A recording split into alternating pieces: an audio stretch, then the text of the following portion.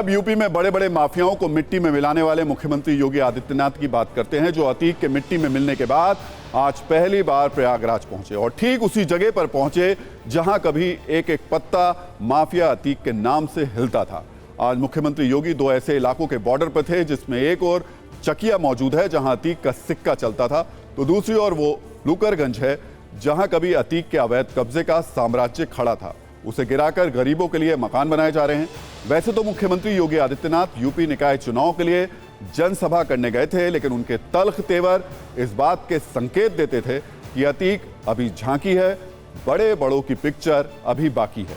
Mafia सावधान रहें, मिट्टी में मिलाने का कार्यक्रम जारी है। सरकार प्रशासन को हल्के में लिया तो बहुत भारी पड़ेगा। माफिया के अवैध कब्जे को मिट्टी में मिलाकर मिसाल बनाएंगे। सबसे पहले हम आपको योगी की एक धुआंधार रील दिखाते हैं जिसे न्यूज मित्र ही नहीं तमाम माफिया भी रिवाइंड करके जरूर देखेंगे।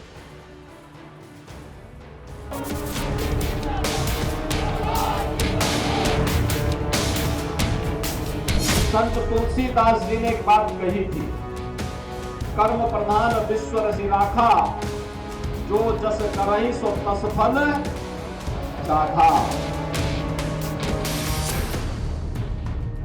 ये पंक्तियां हमारे कर्म प्रधान व्यवस्था को कहीं न कहीं मार्गदर्शन करती दिखाई देती है।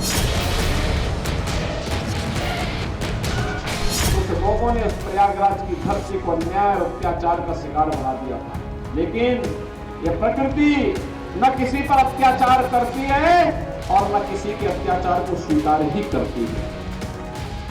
सबका हिसाब बराबर करके रख देती है। आज प्रदेश में कर्फ्यू नहीं, दंगा नहीं, आज तो उत्तर प्रदेश में सब और चंगा ही चंगा है।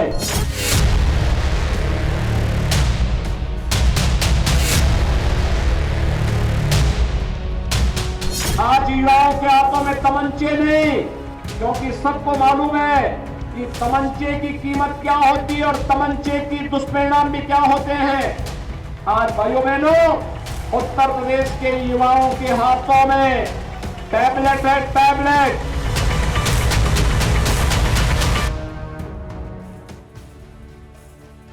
आज योगी आदित्यनाथ ने प्रयागराज के जिस लूकरगंज इलाके में अपनी रैली की, वहां से सिर्फ 100 मीटर की दूरी पर 76 घर बनाने का काम भी चल रहा है। लेकिन खबर यह नहीं है, खास बात यह है कि आज ये घर जिस जमीन पर बनाए जा रहे हैं उस पर कभी माफिया अतीक अहमद का अवैध कब्जा हुआ करता था, लेकिन योगी सरकार बनने के बाद उस कब्जे को खाली कराया गया और अब प्रधानमंत्री आवास योजना के तहत वहां गरीबों के लिए मकान बनाए जा रहे हैं। जिस जगह पर यह घर बन रहे हैं वो डेविड नाम के एक शख्स की थी।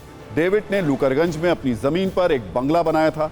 डेविड की जमीन पर माफिया अतीक अहमद ने कब्जा कर लिया। योगी सरकार ने जमीन को अतीक के अवैध कब्जे से मुक्त कराया और 2021 में उस पर बुलडोजर चलवा दिया।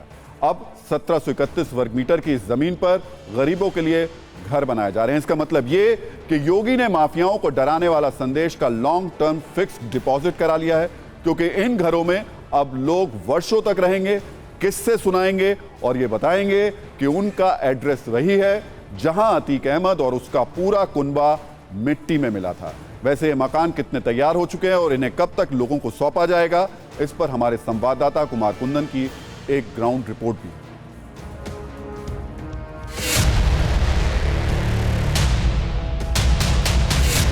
माफियाओं की जो अवैध संपत्ति थी उससे तोड़ करके जो गरीबों का आवास बनाए, बोर्ड बनाइए, अगले महीने उस संपत्ति पर गरीबों का आवास आवंटन करने के लिए भी आने जा रहे हैं। आप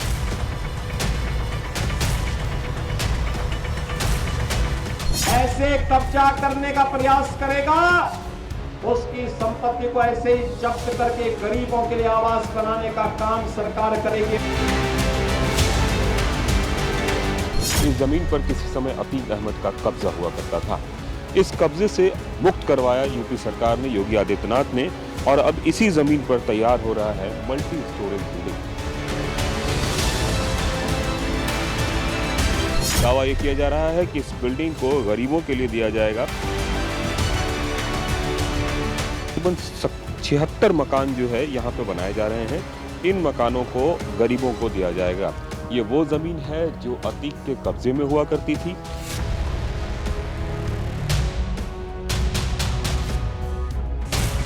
इसकी कीमत जो है अभी तक जो बताया जा रहा है वो तकरीबन 3.5 लाख के आसपास होगी।